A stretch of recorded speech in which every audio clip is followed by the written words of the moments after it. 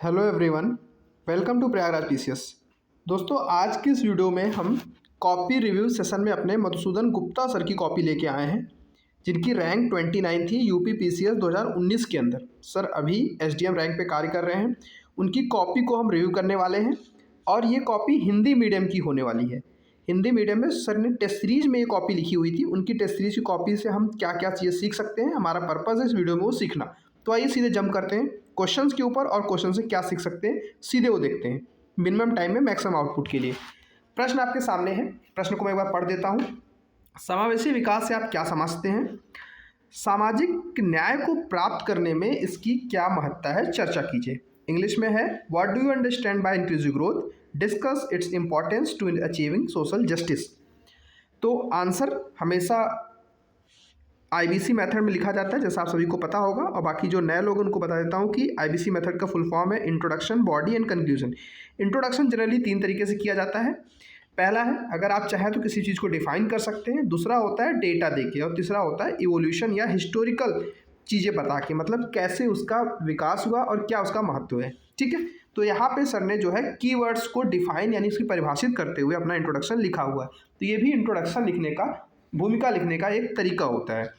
तो देखिए क्या है, समावेशी विकास को समझाते हुए लिखा है कि समावेशी विकास से तात्पर्य है विभिन्न भौगोलिक क्षेत्रों, अर्थव्यवस्था के तीनों क्षेत्रों तथा समाज के सभी वर्गों का एक समान विकास किए जाने की प्रक्रिया ही समावेशी विकास कही जाती है।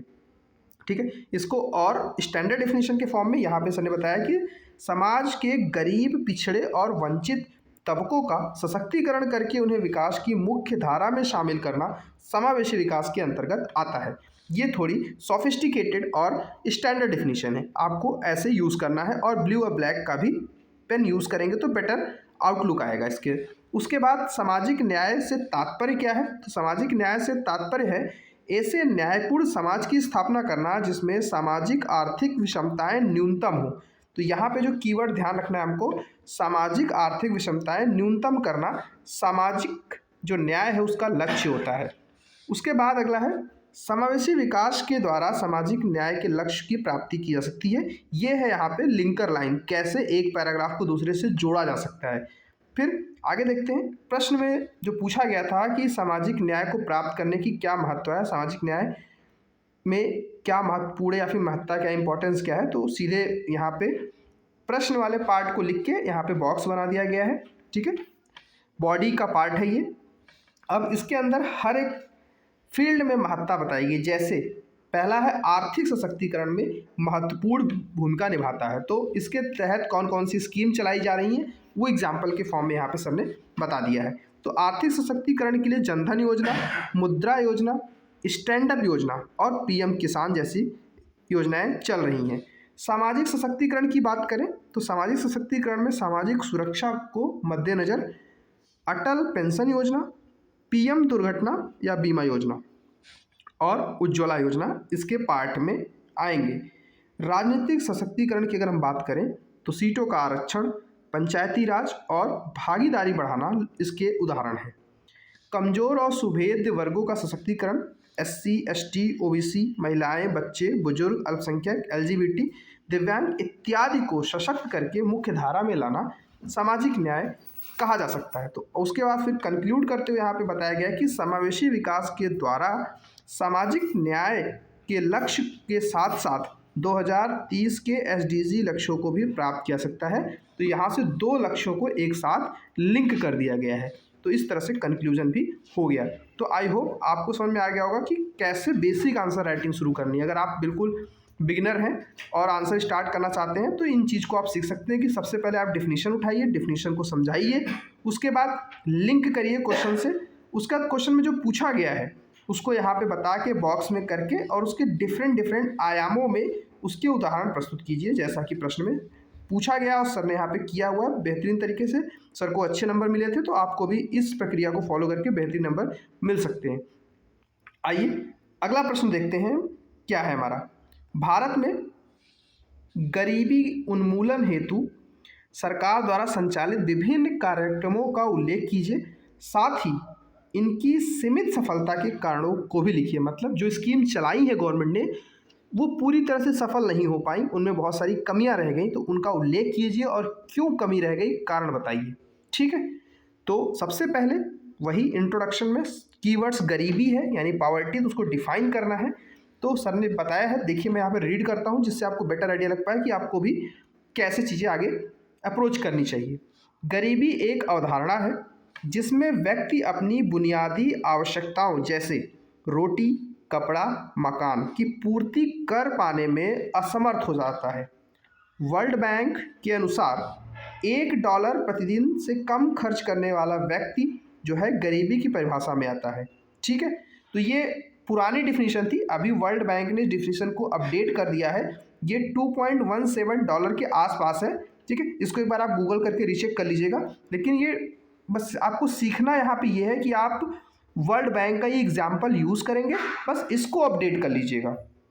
ठीक है, और अपडेट कर लीजिए कि क्या आप तुरंत अभी गूगल कीजिए, जिससे कि आपको ये याद रहेगा, तुरंत कर लिया तब तो हो जाएगा, वरना पोस्टपोन किया तो फिर आप चेक नहीं करेंगे।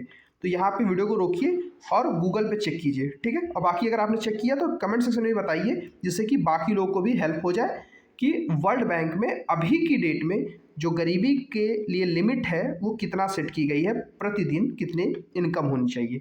उसके बाद प्रश्न में सीधे बताया गया कि सरकार द्वारा जो संचालित कार्यक्रम है उनकी कमियां। तो सबसे पहले आपको बताना होगा कि संचार जो सरकार है हमारी वो कौन कौन से कार्यक्रम संचालित कर रही है गरीबी से संबंधित।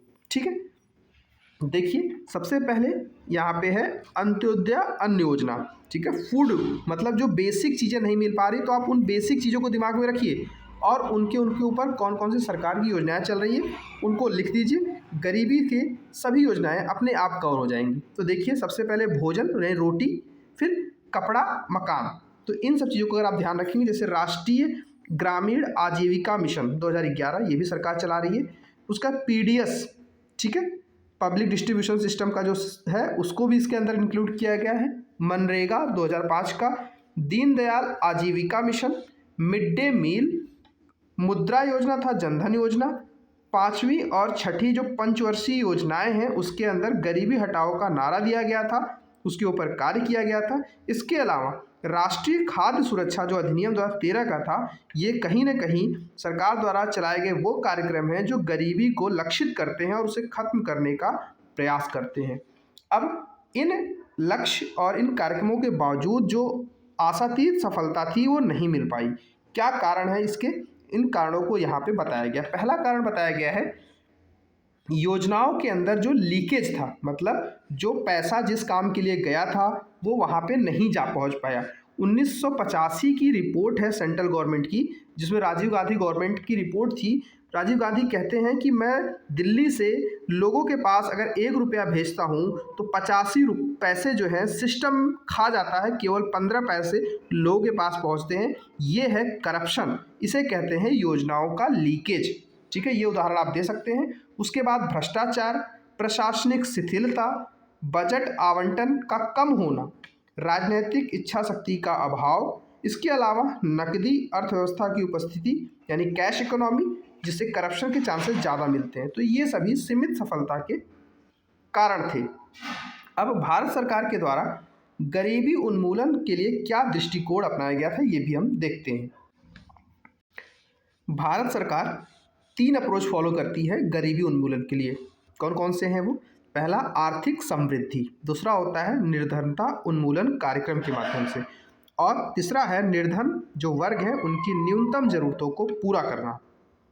उसके बाद लास्ट में कंक्लूड करते हुए बताया गया है कि भारत में गरीबी कम करने के लिए अभिजीत बनर्जी एवं एस्टर डफले जो नोबेल विजेता हैं के RCT मॉडल को अपनाया जा सकता है। इसके अलावा UB1 को या फिर UBI यहाँ पे कर सकते हैं, मतलब UBI लिखा हुआ है, माफ़ कीजिए इनके अंडर जो हैंड राइटिंग थी उसके वजह से क्लियर है। UBI का फुल फॉर्म है यूनिवर्सल बेसिक इनकम। इसके तहत क्या होता है, प्रत्येक जो सिटीजन है उसे एक बेसिक अमाउंट मंथली दिया जाता है जिससे अपनी बुनियादी ज़रूरतों को पूरा कर सके।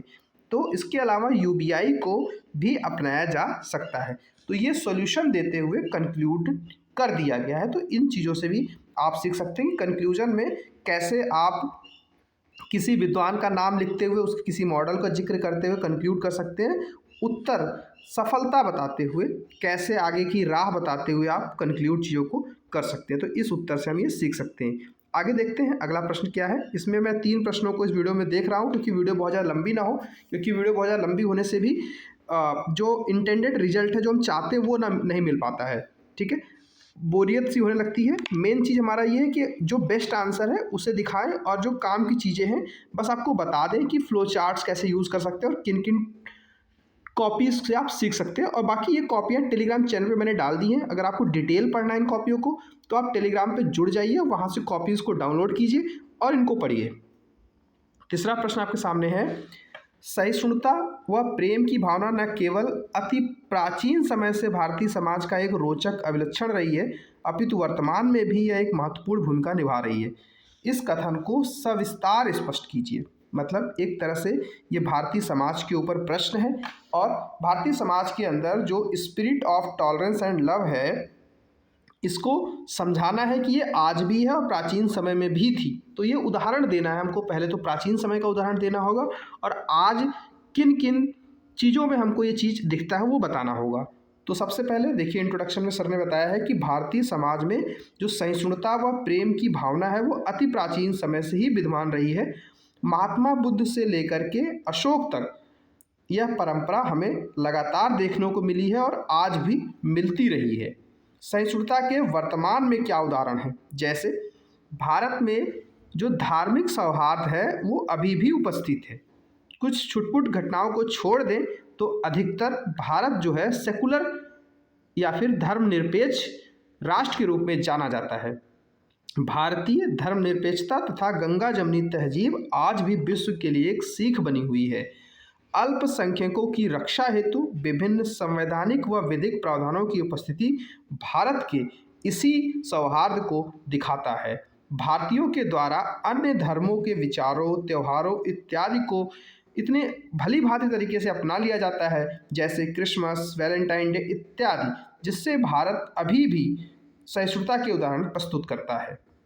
इसके बाद बात करते हैं प्रेम की भावना के उदाहरण आप कहाँ कहाँ दे सकते हैं। जैसे हमारे पड़ोसी देशों के साथ एक तरफा छूट पर आधारित हमारे संबंध, उसके अलावा कोरोना के जो वैक्सीन को गरीब देशों को निःशुल्क उपलब्ध कराना, जैसे अफ्रीका, इसके साथ ही सर्वधर्म समभाव की भावना पर आधारित भारतीय समाज, वसुधैव कुटुंबकम की भावना के कारण कोरोना काल में विश्व के देशों को दवाई उपलब्ध कराना, सांस्कृतिक आदान प्रदान करना, ये सभी प्रेम के उदाहरण हैं। प्रेम की भावना के कारण ही भारतीय डायस्पोरा दुनिया भर के देशों में अपनी मजबूत सामाजिक, आर्थिक और राजनैतिक उपस्थिति दर्ज कराने में सक्षम रहा है। इस प्रकार से हम कह सकते हैं कि प्रेम और सहिष्णुता की भावना भारतीय समाज का आधार स्तंभ है। ठीक है, तो इस तरह से हमने यहाँ पे 3 प्रश्न डिस्कस किए। सर की कॉपी आई होप आपने देख लिया होगा। बाकी मैं जल्दी जल्दी इसको बस स्क्रॉल कर देता हूँ, जिससे कि आपको आइडिया लगे कि और क्या चीज़ें इसमें हैं, और आप PDF डाउनलोड करके उसको देख सकते हैं। जैसे कि प्रश्न था कि जो भारत सरकार है वो मलिन बस्तियों को, जो उसमें समस्याएं हैं, उसको सॉल्व करने के लिए क्या क्या स्टेप ली हुई है।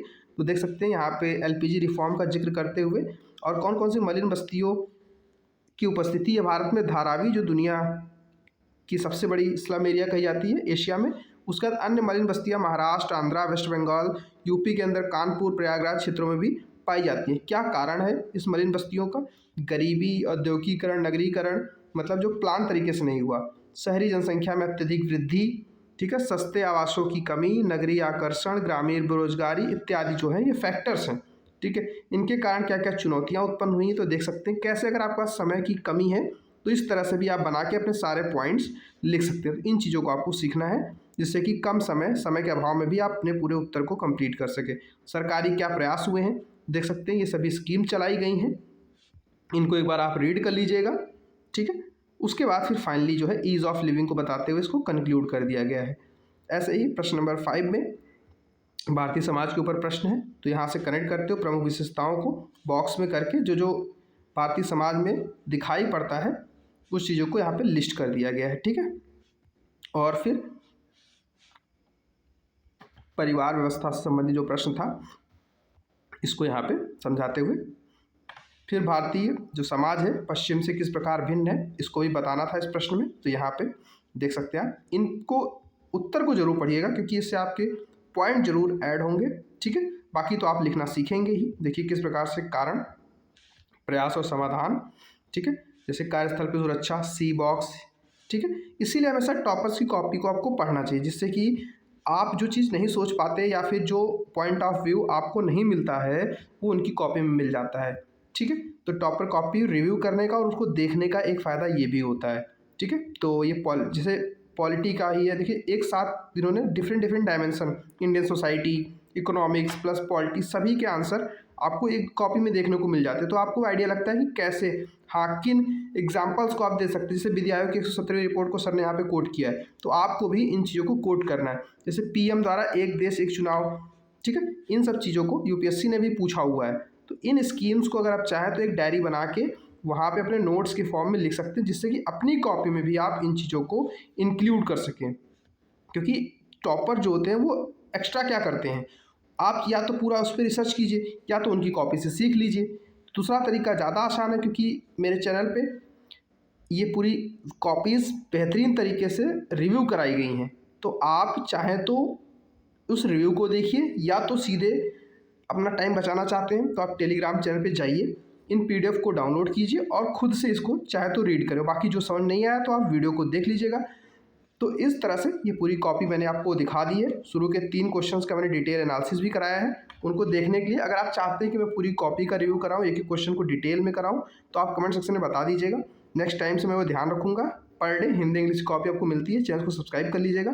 बाकी फ्री आंसर राइटिंग का जो अपना सेशन है उसको अगर आप बेनिफिट लेना चाहते हैं तो पर डे 2 क्वेश्चन दिए जाते हैं, उसको लिख के 24 घंटे के अंदर आपको कॉपी चेक होकर मिल भी जाती है। इसके अलावा अगर आप पेड बैच में जुड़ना चाहते हैं तो आप एडमिन को मैसेज करके उसमें भी जुड़ सकते हैं हमारे डेली आंसर राइटिंग प्रोग्राम के अंदर।